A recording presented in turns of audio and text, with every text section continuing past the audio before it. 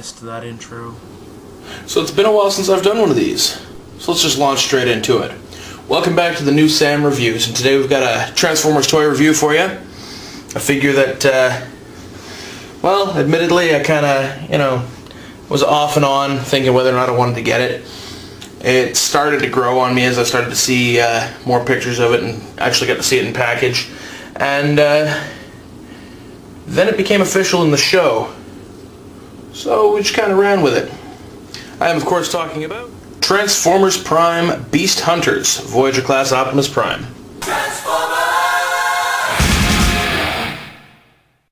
So Beast Hunters Prime takes a bit of a departure from, well, how he's appeared for the last couple seasons of Transformers Prime, wherein he was a more long-nosed semi-truck, kind of more akin to the movie design, and now he is, of course, kind of a flat nose with almost a bit of like a trailer going on at the back here with all this stuff folded up. He's echoing designs of several Primes that came before, including the very first one. And as I've heard several people mention before, also a bit of Galaxy Convoy, a bit of Animated Prime, hell, maybe even a bit of God Jinrai. Right? You know, people have been likening parts of this guy to all kinds of different Primes. But anyway, the point I'm getting at though is that in vehicle mode he is pretty cool. He's a little bit short, compact. You know, he is only a Voyager class figure. For size comparison, real quick, let's put him there with the deluxe Wheeljack from Prime. So, you know, he's not like tremendously huge, but he hides himself pretty well. He does get pretty big after, you know, you transform him. It's all kind of nice and tightly compact in here. Pretty easy to tell where stuff goes. I mean, let's face it, that's his head, those are his arms, these are his legs, those are his feet. You know, it's not exactly like it's a great, you know, hidden robot inside of truck thing, but it still looks pretty cool. I think the figure itself could have stood to have maybe a few more like paint apps, things like that, stuff which the Japanese version is probably going to take care of. They also took care of the elephant in the room, the clear green plastic on him. But anyway, we're not talking about the Japanese one, we're talking about this one, and if this one is a cool enough figure, then that means that the Japanese one, that most people are undoubtedly going to believe is superior, is probably going to be pretty fucking cool as well. So, design-wise, pretty cool. Rolls decently on his wheels. Every once in a while this one kind of gets out of alignment on mine, but that's probably just mine. He's got some pretty great details going on. The wheels themselves have a lot of nice detailing to them. The grooves in the tires, very cool. Obviously he's got the spikes on the front of the truck mode here that now that he's actually appeared in the show, though not in vehicle mode, we notice that the spikes, which do appear, although in a cheated way, on the figure's torso in robot mode, they aren't actually there on the show model, so we'll see how that plays out. There's the green windows, this little silver sort of windshield cover top thing there, also not on his chest in the show. We'll see how it goes for the vehicle mode. He's got his smokestacks. It's you know, nice and on the side and all that. Got nice panel details going on down here. This whole top section, a lot of cool little bits and stuff in there. We come around to the back. We've got very clearly what are his feet, but for the way this mode looks, I find they actually kind of work as sort of like a ramp to get into the trailer, you know, if there weren't arms and stuff in the way. Right? So that's kind of cool. Kind of does a bit for his mode here. But anyway, so that's him in his vehicle mode. Accessory count, not, you know, not great, not bad. I mean, considering the fact that these days mostly they come with like a gun, this is actually pretty good. But he comes with 2 launchers with little opening claw bits, and I've seen a lot of people who don't, like, these won't stay open for them, and on mine they're just like tight as hell, man. Each one comes with a little missile, little flame-looking missile. These were originally supposed to be cast in the same translucent green plastic as the windows, but for whatever reason they are now gray. The missile launchers also can double as sort of thruster engine things. You can put them right on the back here. Use these to kind of simulate the flames. I don't really keep the missiles in here that much, but you know, so you have them like rocketing down the road. And the other thing he comes with is this, which is meant to be a representation of the Star Saber that he uses in the show. It is again molded in that translucent green that will be translucent blue on the Japanese version. Details are a bit simplified, a bit dumbed down from the actual Star Saber in the show.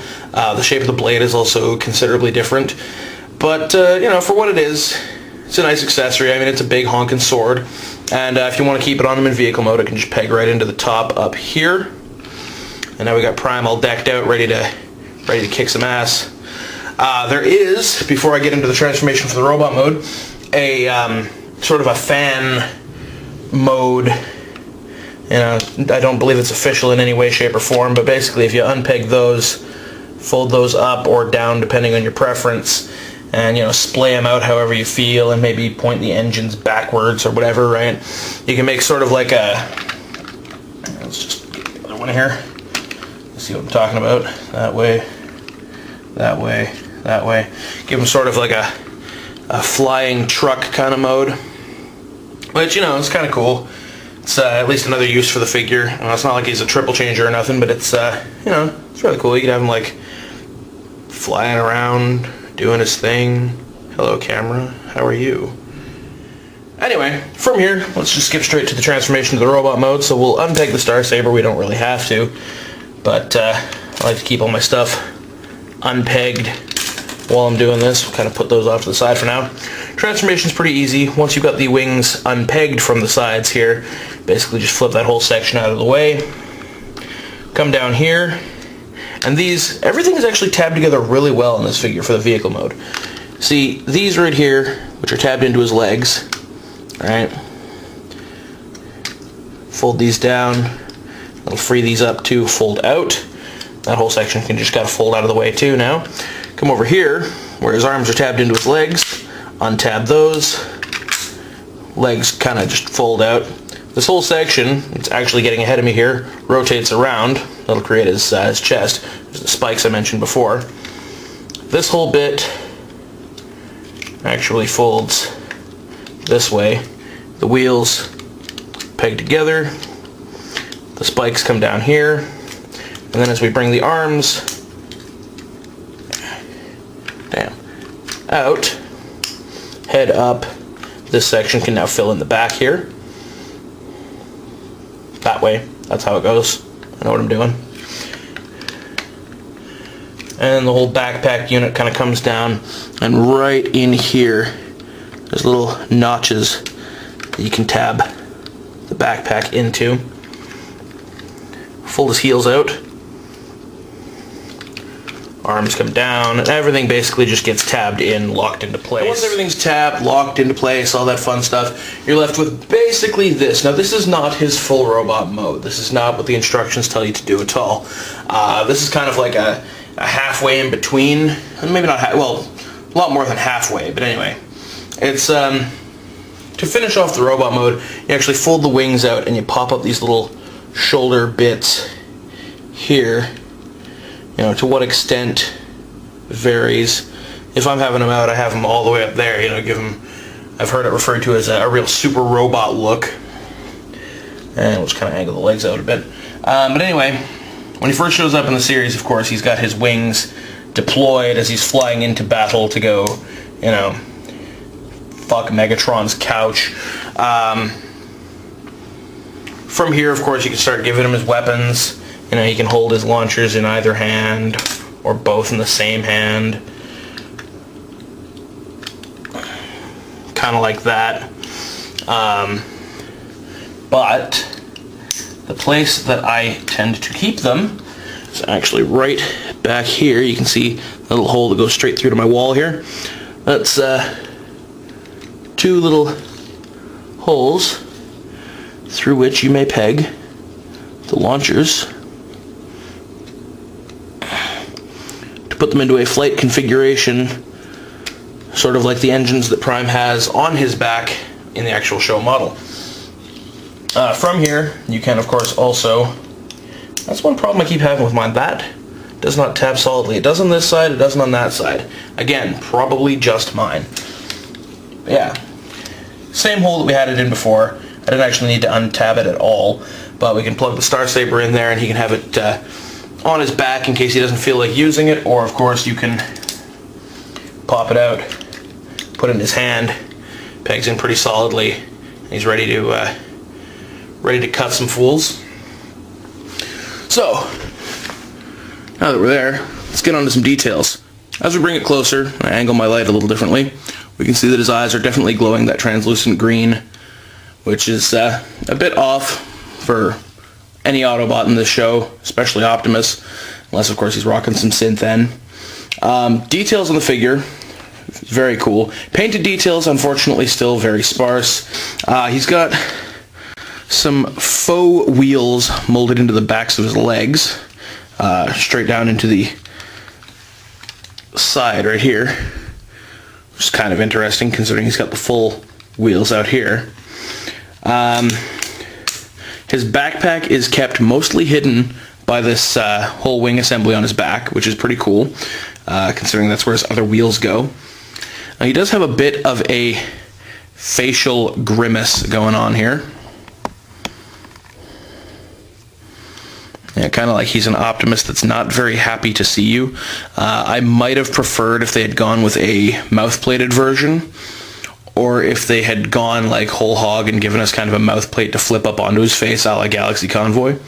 That would have been kind of cool. You will notice on mine I've removed the paint from the nose and the chin strap, only because in the series that is how they look. That's the you know, they're both blue. I'm actually going to be doing a lot of paint work on this figure, but before I went too crazy I kind of wanted to get it all on camera first. I've also, on the shoulder pads here, added a couple of faction logos just to get them in the right spot. But anyway, very imposing, very cool, very big figure. For size comparison, I brought in Fall of Cybertron Sound Blaster, just to kind of give you an idea of how big he is, because Sound Blaster is a fairly large Voyager. So Sound Blaster's a little taller, but he's definitely wider and a lot more imposing looking, I would say. Final thoughts on the figure.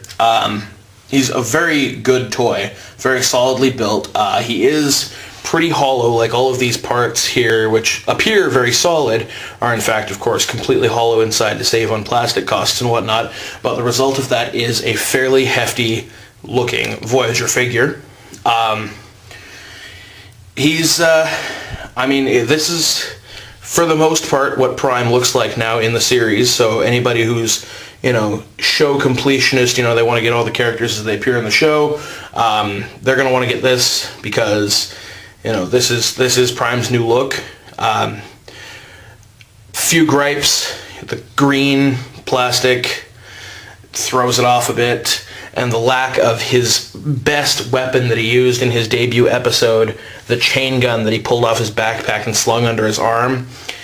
Granted, that probably hadn't been finalized by the time they made this toy, so, you know, obviously we're not going to see that, but that whole episode with all the weapons that characters are pulling out of fucking nowhere, all I can say is get on it, Dr. Wu.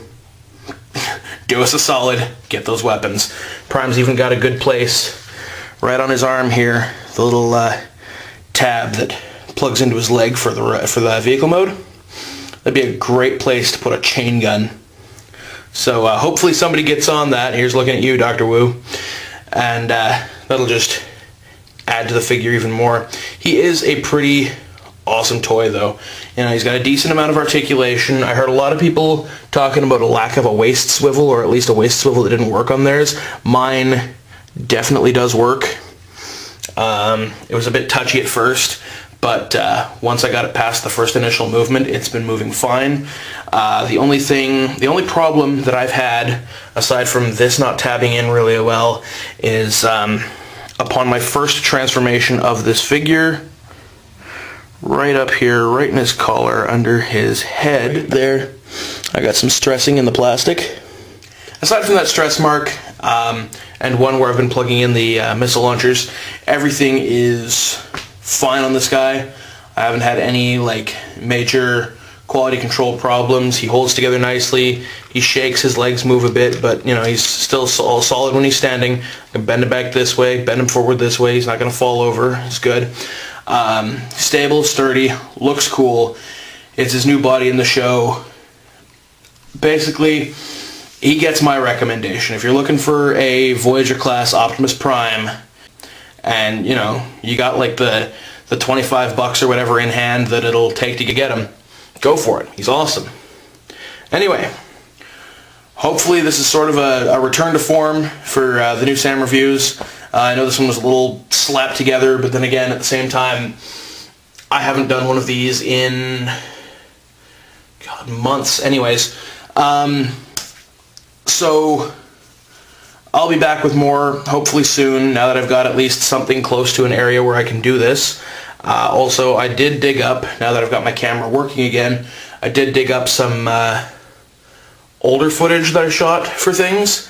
So if anything is salvageable, we may see some lost footage, some lost reviews. So look forward to that. And basically, until next time, thanks for stopping by, you guys.